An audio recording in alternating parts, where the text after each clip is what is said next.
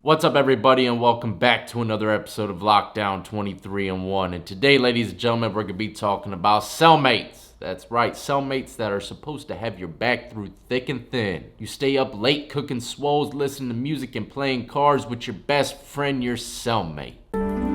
That's usually how it's supposed to happen, but today, ladies and gentlemen, it's not. In these stories, the cellmate that they were living with turned out to be their damn reaper. Snatched these man's lives away from them during lockdown in the cell. And you know, a lot of these stories that I'm bringing to you today, I had no idea about. Okay, only one story brought me back to the whole cellmate thing, and that is a guy by the name of Jaime Asuna from California Department of Corrections. All right, I did a story on him about 2 months ago.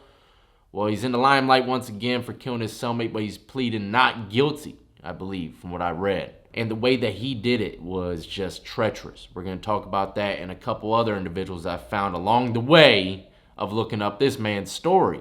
You know, a lot of people out here in the streets, you know, they don't think too badly of prison because you don't see these stories making, you know, there's some stories that's making nationwide news, but the majority of these stories of like cellmates killing other cellmates and stuff along those lines, I mean, it's not really pumped out there to the mainstream media. So you really have to do your searching sometimes to find these things. If you search, let's say, inmate versus inmate crimes in prison, okay, there's going to be so many damn articles popping up. It's unbelievable. There's a lot of shit going on in the prison system nowadays, ladies and gentlemen, and it just goes unnoticed. But anyways, we're going to be talking about this cat, Jaime Asuna. I believe he committed the crime in Corcoran State Penitentiary. Hopefully I pronounced that right. You know them California prison names. Shit, you got to be able to speak Spanish to say some of them damn prison names. But anyways, before we get into Jaime Asuna, we're going to talk about this cat first. Joshua Wheeler has been charged first-degree murder and the strangulation death of Davis Correctional Facility inmate Tori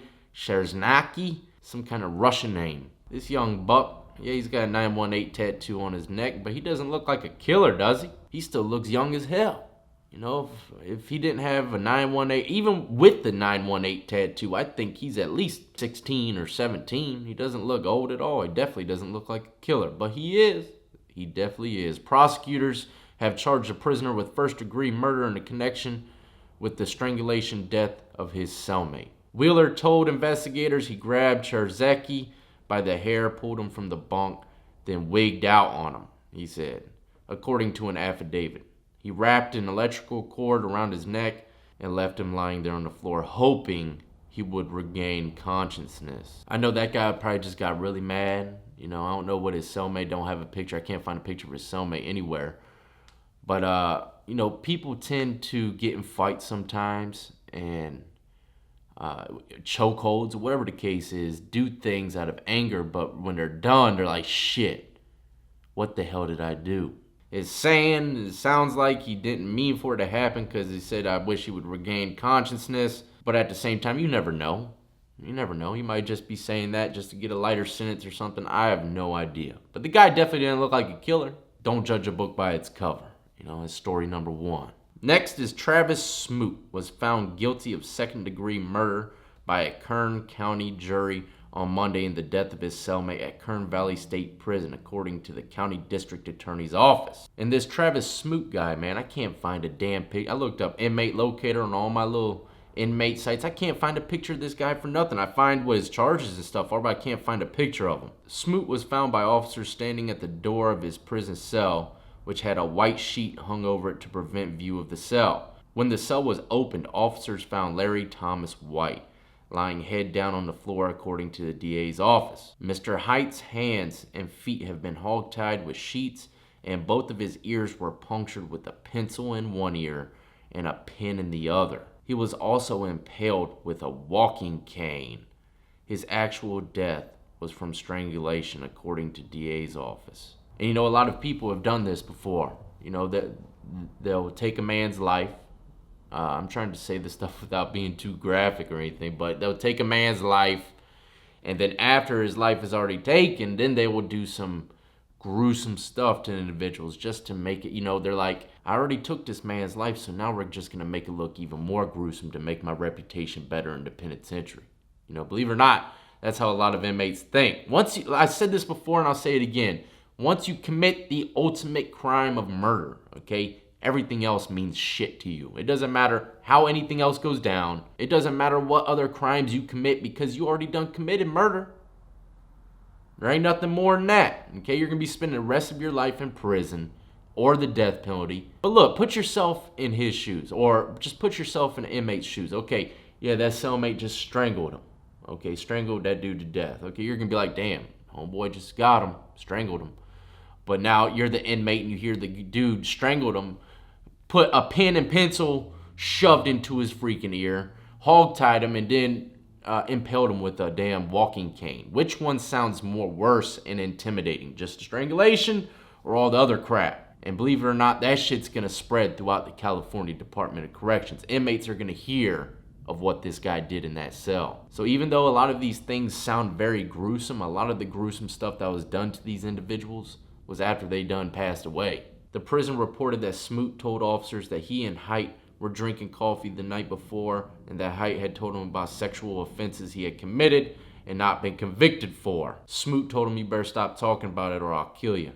Height wouldn't stop, so I tortured Height all night and killed him around 4 a.m. Next is a Florida inmate who killed his cellmate as well. Patterson, a convicted burglar, was sentenced Thursday to life in prison for killing 45-year-old Scott Collinsworth. Florida authorities say an inmate who killed his cellmate last month while awaiting trial for killing another cellmate in 2015 is now in solitary confinement. The news reports 21-year-old Frederick Patterson III said he killed his 82-year-old cellmate Arthur Williams because of his sex offenses. Patterson stated after an attack he placed Williams' paperwork on him and a picture of the victim in the back of Williams' pants, officers wrote. Now just take a look at this guy before we move on to old Jaime Asuna. This dude, man, I mean, look at him.